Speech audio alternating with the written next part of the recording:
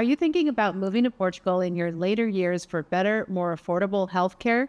Well, not so fast. You might be better off actually staying in the United States. Yeah, we recently did a video on healthcare here in Portugal, and that prompted a lot of questions and comments about how healthcare here in Portugal compares to Medicare for people who are over 65 in the United States. Now, we are not 65. We're not Medicare eligible yet, but this was really interesting once we started doing some digging and really comparing the Portugal private healthcare insurance, which is what we have, with Medicare. And there are some things that we think everyone should consider before they decide to make a move abroad, especially if healthcare is a major concern. Well, first, let's just look at costs. Now, we're comparing Medicare in the United States to private health insurance here in Portugal, and that is what we use, private health insurance. And of course, there is a public healthcare option which hardly costs anything here in Portugal if you're a resident. But most people, and certainly most expats, have private health insurance. Right. So this is a little bit of an apples and oranges comparison, but the reason we're using this specific comparison is that it's about the same or similar payment every month for healthcare coverage. And so there are lots of variables here to consider, but as Portugal residents, we are on the public healthcare system, but we choose to pay for private health insurance. So we're looking at Medicare Plan B, as well as Medigap Plan G, which covers most of the out-of-pocket costs, as well as Part D, which covers the pharmaceuticals or the drugs that you may need, prescriptions you may need, with a cap of $2,000 per year. Now, this is probably a really good time to jump in and say we are not experts in any of this. These are just some starting points to do your own research. But again, we found the results pretty interesting. Now, Medicare, with both of these supplements, the D and the G, they cost about $390 per person per month. So to compare that to what we pay for private insurance here in Portugal, we each pay about 225 euros per month. So for both of us combined, if you think about the conversion rate, it ends up being about $515 US every month for both of us. Right, and the conversion rate goes up and down, but that's what it is about now. Yeah. So Medigap covers copays, and so your out-of-pocket costs are minimal. Again, Medigap is a supplement that you do pay extra for that's included in that $390 per month.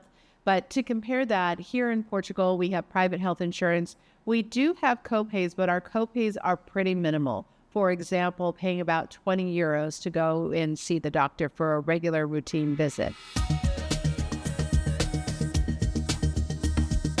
Now let's talk about what's actually covered. So Medicare does not include dental or vision, but most Portuguese health insurance plans, private health insurance plans, do include vision and dental. Now, Medicare does cover pre-existing conditions, which can be a very big deal. When we came to Portugal, I had a pre-existing condition that is not covered by our private health insurance here in Portugal. But again, we do have the access to the public healthcare system if there was ever an issue. Now, also, Medicare is for life. And here in Portugal, in the private healthcare system, it is possible for private healthcare to drop you once you hit 75 years of age.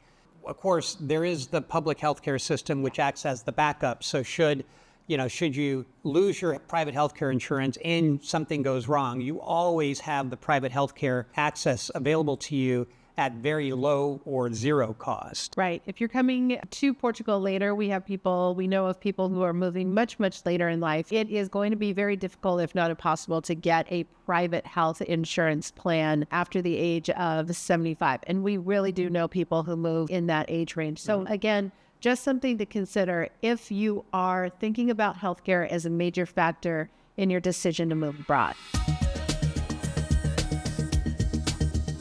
So now let's talk about cost increases. Medicare, the cost does go up. In fact, it's gone up quite significantly. Yes, that's right. Since 2000, Medicare Part B has gone up 300%, which far outpaces inflation. And Medigap Plan G goes up about 8 to 10% per year.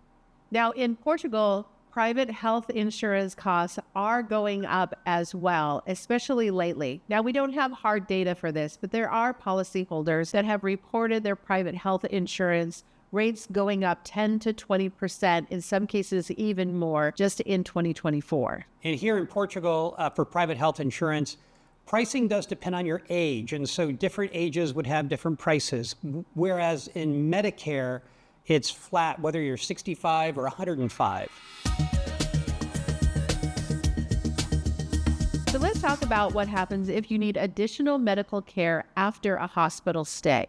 Well, so Medicare covers the first 20 days of skilled nursing for free. It covers $204 per day for the next 80 days or up until day 100. But beyond that, you're on your own. And of course, skilled nursing stays or assisted living, that can run $5,000 or more per month. That is going to be coming out of your pocket. Now, it's possible, of course, that if you're watching this, you may have long-term care insurance, and that may cover some or all of that expense. But a lot of people don't have that kind of insurance.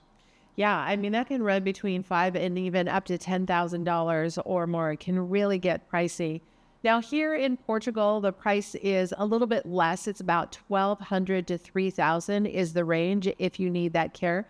There aren't really any long-term care insurance plans available, so you would be out of pocket for that expense if you need it.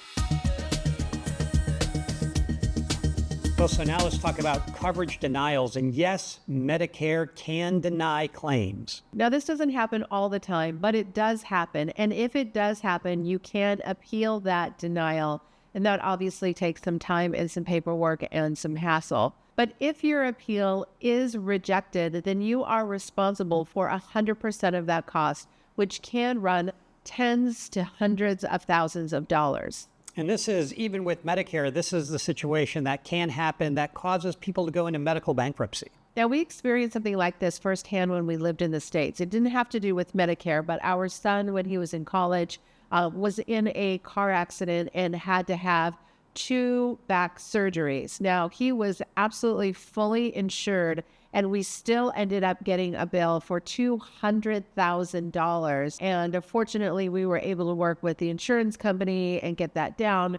But it's just an example of how that actually would not ever happen here in Portugal that we know of. If you know of a different circumstance, tell us in the comments below. But that's probably the biggest difference, I think, between the U.S. and Portugal healthcare. Yeah, catastrophic coverage is automatic here in Portugal, Yeah. right? And so in the United States, you may find that you've got a big bill to pay, but here in Portugal, you would not have, you may have something to pay, but it certainly would not be nearly as much. Yeah, people often talk about being traumatized twice. You're once through whatever the catastrophic health event is, and then second by having to deal with the expense, the insurance, all the paperwork and all of that. And it can be really overwhelming, especially as we're talking about if you're in your later years, you're already dealing with something. It is something to consider. Now, here in Portugal, if there is a medical procedure that your private health insurance will not cover, you have the option of going through the public health care system. And that is why medical bankruptcy here in Portugal is virtually unheard of. Well, so those are just a few things worth considering about healthcare as you may be considering moving abroad in your later years. Now, every situation is different, but given your situation and given what we've covered, which one would you choose? Tell us in the comments below. And if you want to know more about our own personal experience with the healthcare system here in Portugal, watch this video.